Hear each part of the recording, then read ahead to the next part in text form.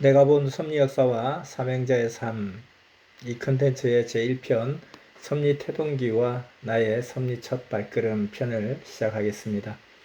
먼저 내가 본 섭리 역사와 삼행자의 삶, 이 글을 쓰는 목적은요. 섭리 역사 45년을 지난 지금 그간 달려온 섭리인들이 겪은 섭리 역사와 또 시대 삼행자의 삶을 증거하는 그 다양한 기록들이 이제는 나와야 한다는 강력한 감동이 와서 이 컨텐츠를 시작하게 되었습니다. 그냥 편안하게 이야기하듯이, 옛날 이야기 하듯이, 어떤 형식이 없이 그렇게, 자유롭게 이야기해 보겠습니다. 조금, 기억에 오류가 있을 수도 있습니다. 크게, 어, 상관하지 마시고, 그냥 편안하게, 에, 들으시면 되겠습니다. 이 기록은 1983년부터 지금까지의 어, 제가 직접 선미사에서 겪고 또 바라본 선생님의 삶, 또 그런 것들을 증가하고자 합니다. 어, 다시 한번 이야기하지만 편하게 두런두런 이야기하듯이 정언하겠습니다. 섭리 태동기의 그 한국 사회 분위기, 그리고 교회, 기독교 교회의 분위기, 이것을 먼저 살펴보면요. 1970년대 중반부터 우리나라의 그 민주화 운동이 굉장히 절정으로 치닫게 됩니다. 73년 유신 헌법이 선포되면서 그 이후로 극렬하게 민주화 운동이 일어나게 되었는데요. 그러다가 이제 1979년 11.6 사건을 거치면서 서울의 봄이 오려나 하는 그 잠시 기대감을 거쳐서 80년대부터 시작된 제5공화국의 도래로 인해서 그리고 또 1980년 광주 민주화 운동이 발발하면서 대학가마다 극심한 민주화 운동이 일어나고 있었습니다. 80년대 전반부터 어떤 대학가의 분위기는 대학생이라면 굉장히 고뇌하고 또 인문학과 철학을 굉장히 깊이 음, 생각하고 찾는 그런 분위기가 당연한 흐름이었습니다. 어, 그리고 또 한편 당시 이제 한국 기독교는 그 분위기가 임박한 예수님의 재림을 굉장히 열망하는 분위기가 너무너무 뜨거웠습니다. 온 동네마다 어, 그 전봇대에 보면은 교회에 부흥해야 한다는 포스터가 도배가 막 되어 있었고요. 동네마다 막 교회가 우후죽순으로 막 생겨나고 또 교회는 생겨나면 굉장히 부흥을 또 합니다. 그리고 신앙의 열정이 굉장히 대단했던 뜨거웠던 그런 분위기였었어요. 우리 동네도 보면 그 웬만한 공터가 있으면 거기에 항상 이 군용 천막 같은 게 쳐지고 그게 이제 교회인 거예요. 예, 천막 교회죠. 그런데 그 천막 교회도 너무 사람이 많아가지고 그 예배 드릴 때 우리가 어릴 때 보면 예배 드릴 때 보면요 안에 사람이 너무 많다 보니까 사람들이 밀려가지고 이렇게 막 제일 텐트 바깥에서 보면 머리가 이렇게 막 바깥으로 이렇게 그 곡선이 다 보입니다. 그거 막 이렇게 때리고 도망가고 막 그렇게 하죠. 그렇게 열정적으로 예배를 드리고 또 그렇게 천막 쳤던 그 자리에 좀 있으면 또 이제 큰 교회가 건축이 되기도 하고 그렇게 굉장히 열정이 뜨거웠었거든요. 저는 이제 부산에서 고등학교 1학년 때부터 친구의 집요한 그리고 또 열정적인 전도를 통해서 성결교 교단의 교회를 다니게 되었습니다. 뭐 오륙도 교회라고 하는데요. 성결교 교단이었습니다. 근데 이제 교회 가보니까 그 교회의 아주 열정적인 기도, 그리고 뭐 또 찬양하면 너무 또 찬양이 은혜롭잖아요. 그리고 또 서로 사랑과 화목이 막 충만한 그 모습, 그 예수님의 사랑을 실천하는 그런 모습들, 너무 그 따뜻하고 뜨겁고 좋은 거예요. 이게 큰 힘과 위로가 되고 정이 많이 들었죠. 근데 이제 설교를 들을 때 참 이렇게 힘들 때가 참 많았습니다. 왜냐면은 목사님의 말씀 중에 굉장히 불편하게 느껴졌던 부분이 굉장히 많았었거든요. 그것은 뭐냐면 주로 어떤 거냐면은 당시 이제 기독교의 분위기가 서기 2000년 즈음에 예수님이 이 땅에 재림하신다. 그것은 곧 세상의 종말을 이야기하는 것이다. 그때 이제 예수 믿는 자는 하늘로 휴거가 되고 예수 믿지 않는 자는 땅에 남아서 그냥 불심판 받고 지옥으로 간다는 거예요. 죽고. 그 예수 안 믿는 사람은 아무리 착하게 살아도 죄가 전혀 없을 수가 없기 때문에 결국은 죄가 있기 때문에 심판받아 지옥 간다는 거예요. 근데 이제 예수 믿으면 아무리 죄가 많아도 그 죄가 사해지기 때문에 결국 죄가 없어서 천국 간다는 겁니다. 그리고 그 예수님이 임하시면 굉장히 너무 무서운 거예요.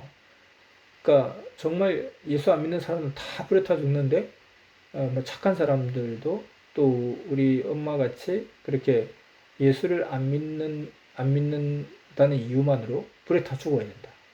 그리고 또 내가 예수를 믿는다 하지만 내 스스로가 신앙이 별로 그렇게 막 뜨겁지 않다는 걸 스스로 알잖아요. 그리고 죄도 많다는 거 알고 있고, 그리고 교회의 가르침대로 다 행하지 못한다고 알고 있기 때문에 내가 예수 믿는다 하지만 그날에 진짜 그 모든 것이 다 이렇게 들통나면 어떻게 합니까?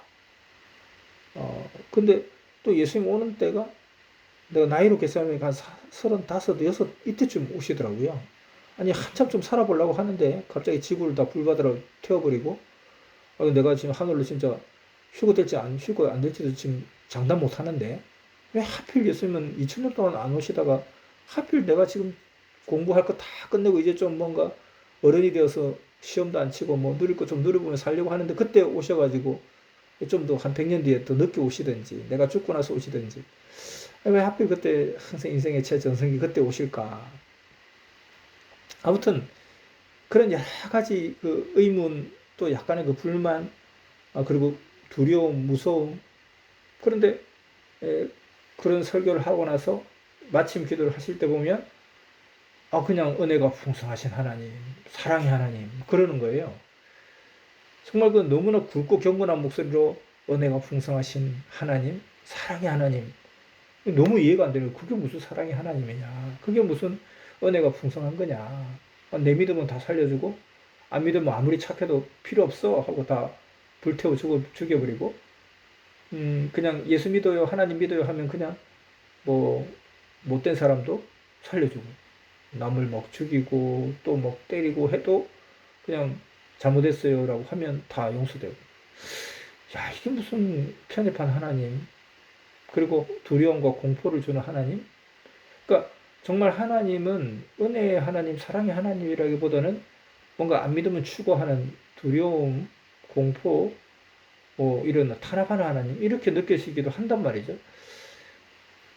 사랑의 하나님이 은혜가 풍성한 하나님이 왜 잘 살고 있는 세상에 와서 굳이 지구를 박살내고 예수를 안 믿는다는 그 이유만으로 죽음의 심판을 하나 하는 생각이 들었죠. 찬양할 때 기도할 때 너무 좋은데 말씀만 들으면 불쑥불쑥 불만과 의문이 끊이지 않았습니다.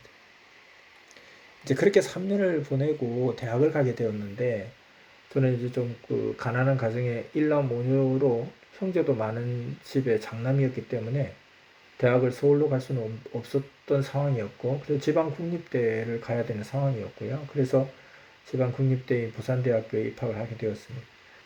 84학번인 저는 입학 전 83년 12월부터 그 부산대학교에서 토플 강의를 듣고 싶었었어요. 그래서 이제 버스를 1시간 이상 타고 가야 되는 그 먼 거리여서 어릴 적부터 동네 친구였던 주명강 목사를 설득해서 같이 다니게 되었습니다.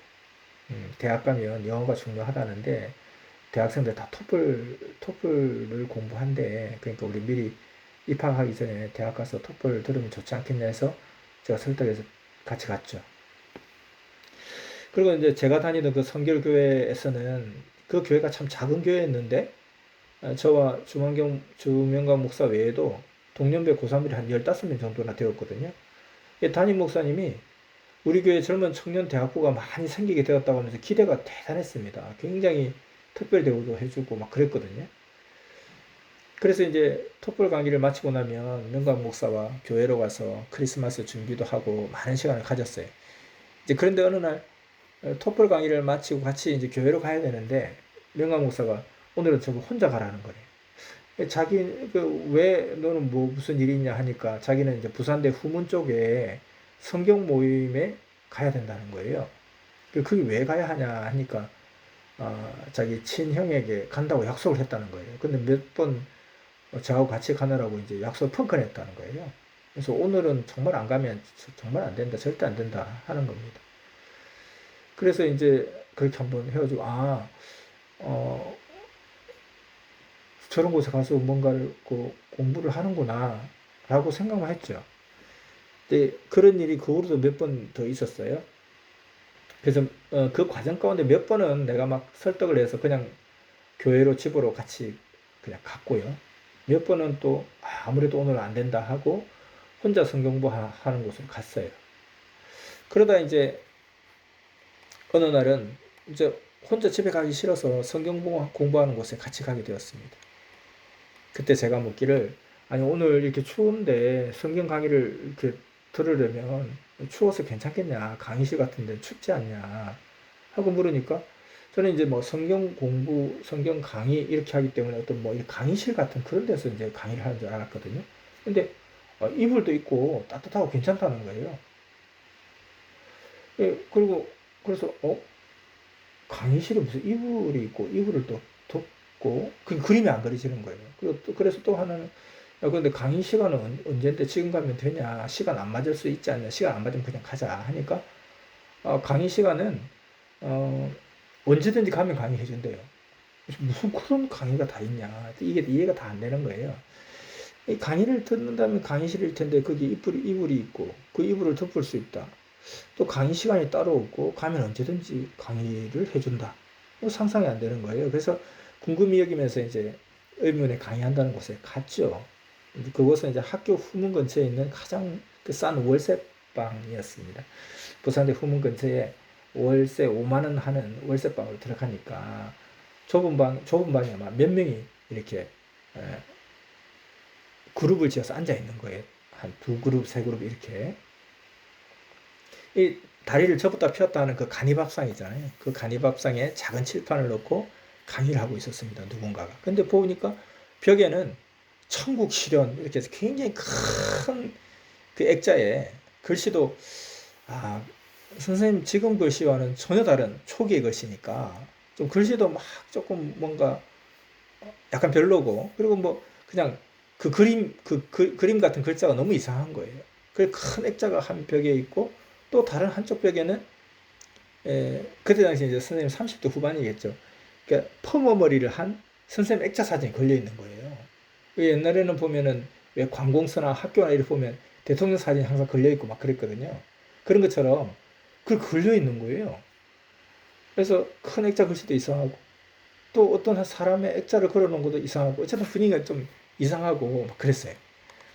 처음 왔다고 하니까 어떤 여자 선배가 자기가 말씀을 전해주겠다면서 막 성경책을 펴는 거예요. 그래서 이제 칠판을 놓고 강의하는 한 그룹이 있고 또 저쪽에 또 두 사람이 이야기를 소소을 하고 있고 또 저하고 이제 여자 선배하고 이렇게 좁은 방에 세 그룹이 이렇게 각자 뭔가 대화와 강의를 하고 있는 거예요.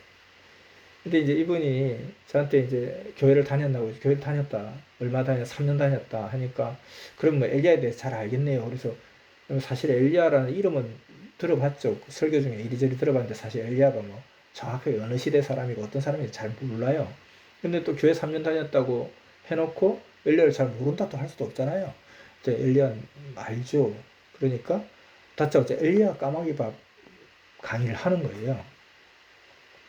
그래서 이제 그, 음, 근데 그 강의를 한 10분 정도도 안 돼서 끝나는 거예요. 그냥 간단간단하게 이야기하면서, 그냥 엘리야가 까마귀 밥을 엘리야에게 까마귀 밥을 갖다 준 게 그게 믿어지느냐 해서 이야기하길래, 그게 믿어진다 생각을 하는 거죠. 이 사람이 이렇게 물었을 때는 분명히, 그렇다라고 하면은 그게 왜 그러냐고 반론을 제기할 것 같아서 그냥 애매하게 이야기를 했죠.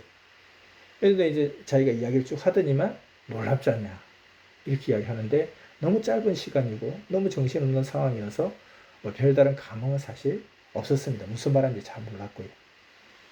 근데 이제 마치고 집에 가는데 그 방이 몇 안 되는 사람들이 모두 다 나보고 초집중을 하면서 애타게 다음에 꼭 오라는 거예요. 언제 올 거냐고 이야기하고 꼭 오라고 그러고 잘 왔다 그러고, 여기 있는 사람들 전부 다 방언도 다 하고 뭐 영안도 떼서 영도 다 보고 뭐 이렇게 저의 영도 봐주겠다고 하고, 그리고 너무 막 밝게 너무 또 애절하게 꼭 오라고 하니까 일단 여기서 안 온다 하면 큰일 나겠다 싶어서 오겠다 하고 헤어졌죠. 그리고 다음번에 가면 다시 안 와야지.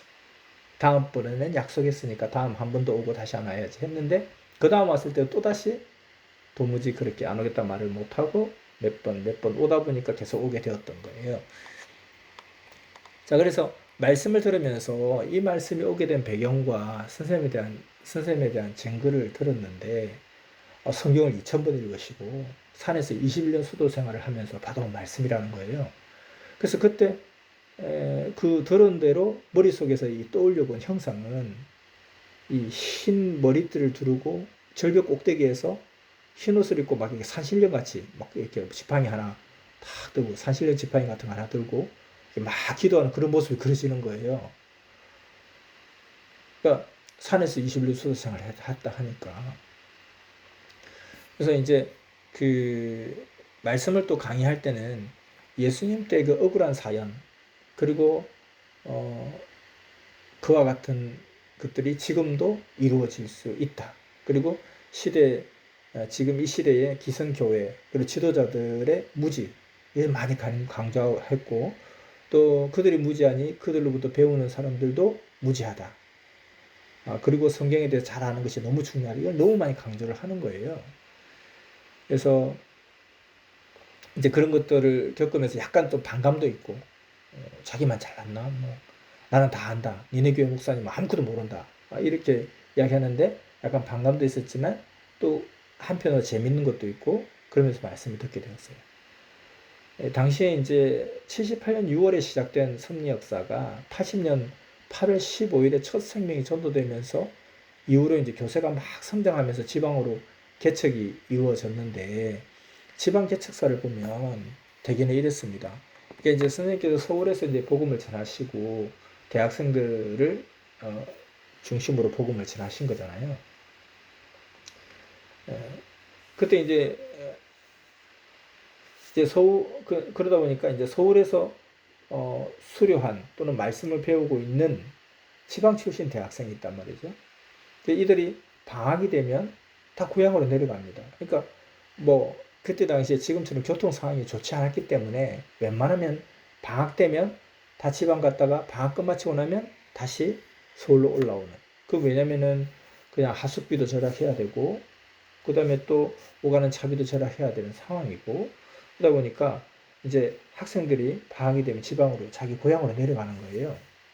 근데 이제 거기서 이제 친구를 만날 거 아닙니까? 그러면 이제 그냥 이런저런 이야기 하다가, 야, 내가 성경 말씀을 배우고 있는데 진짜 성경 말씀 놀랍다 하며 자기가 배운 성경 내용과 섭리의 경험들을 이야기를 막 하는 거예요. 그리고 뭐 어설프게 막 이야기식으로 또는 이야기식으로 강의를 하는 거죠. 그래서 그러다가 이제 방학이 끝나면 서울로 다시 학교로 복학을 하겠죠. 방학이 끝나면 서울로 이제 다시 오겠죠. 그때 당시에는 이제 전화도 없잖아요. 전화도 없으니까 그 남은 그 학기 중에 한 4개월 정도를, 4, 5개월 정도를 그냥 편지를 보내서 한 3일 만에 가는, 우표를 붙여서 보내는 편지로 관리를 하거나, 또는 다음 방학 때 돼서 내려와서 또 강의를 해주고 하는 시기였던 거예요. 근데 이제 그렇게 강의를 들은 친구가 어설프게 친구한테 그냥, 야, 엘리한테 까마귀 밥을 갖다 줬는데, 야, 그게 어떻게 그게 까마귀 밥이겠냐. 그게 결국 우상숭배자를 말하는 거야. 성경을 볼 때는 그래서 문자 그대로 보면 안 돼. 뭐 이런 식의 이야기식으로 전해들은 그 친구가, 이제 자기 강해준 친구는 서울로 갔고, 그럼 자기가 또 다른 친구한테 그 이야기를 또 한다는 거예요. 야, 너 진짜 교회 다니면서 뭐 다 성경이 믿어지냐? 잘 안 믿어지지. 너무 억지 같지 않아? 근데 야, 성경을 과학적으로 풀어주더라. 그때 이제 성경을 과학적으로 푼다는 어, 말을 많이 했었거든요. 성경을 과학적으로 풀어야 된다.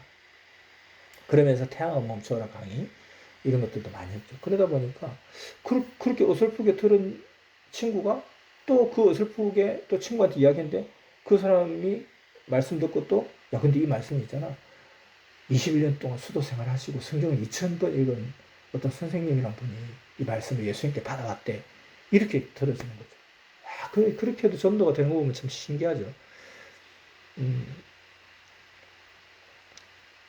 그래서 이제 그 지역에 말씀 듣는 사람이 이제 서울에 있는 학생이 선생님 제가 다니는 제 고향 대구에서 제 고향 부산에서 제 고향 광주에서 제 친구한테 말씀을 전했는데요. 지금 그 친구가 또 친구를 또 말씀을 전해가지고 지금 말씀 듣는 사람이 2명이나 있어요. 이렇게 되는 거죠. 그러면은 강사를 또 파견하게 됩니다. 이 강사는 누구냐면은 주로 이제 군대 갈 대학생들이 휴학을 하게 되는데요. 그 기간 동안에 지방에 내려가서 학교 앞에 그 작은 월세방을 하나 얻어서 거기서 강의를 하고 전도하는 그 학교를 거점 대학에서 전도를 하는 그런 형식이었습니다. 당시에 이제 군대가 보통 저 같은 경우도 2년 6개월을 갔거든요. 2년 6개월이니까 이 학년 단위로 휴학과 복학을 할 수 있었기 때문에 항상 이렇게 전후로 6개월이 어떤 형태로든지 6개월이 비게 시간적 여유가 생기게 돼요. 그래서 그런 사람들이 너 그 군대 가기 한 4개월 남았는데 그동안 저 부산에 가서 강의 좀 할래? 너 대구에 가서 강의 좀 할래? 방은 이렇게 하나 얻어줄게. 그래서 지방에 강사로 파견되는 그런 경향이 있었습니다. 그렇게 낯선 지방으로 혈을 다신 찾아가는 그 개척 목회자와 같은 그 강사들. 이게 나이가 군대 가기 전이니까 고작 해봤자 20살, 21살 정도. 그 정도의 대학생인 것을 감안하면 야, 그렇게 해서 이 역사가 펴지는구나. 그렇게 해도 한 지방이 한 나라가 개척이 되는구나. 이렇게 생각하면 참 마음먹기 나름이고 하면 할 수 있다는 생각이 듭니다. 그러니까 요즘 시대의 생각은 강의를 엄청 깊이 잘해야 말씀 수료할 것 같지만 당시에는 뭐 강의를 체계적으로 제대로 듣지도 못하고서도 자기 아는 대로 말씀은 그냥 성경 이야기인 거예요. 그냥 엘리야 이야기, 여호수아 이야기, 그 인간의 구조에 대해서 산문설 이야기 이렇게 자기 아는 대로 말씀을 과감하게 전하고 생명이 있으면 어디든지 찾아가고 한 생명이라도 오면 모두가 온 마음과 정성을 다해서 그야말로 마음과 뜻과 목숨을 다해 주를 대하듯이 대하는 그 사랑이 가득했기 때문에 참 그때는 티끌 같은 작은 무리였지만 세상 누구도 부럽지 않고 자부심이 대단했고 행복했던 섭리의 시대였던 것 같습니다. 자, 오늘 여기서 1편을 마치고요. 다음 2편에서 2주 뒤에 2편에서 다시 뵙겠습니다.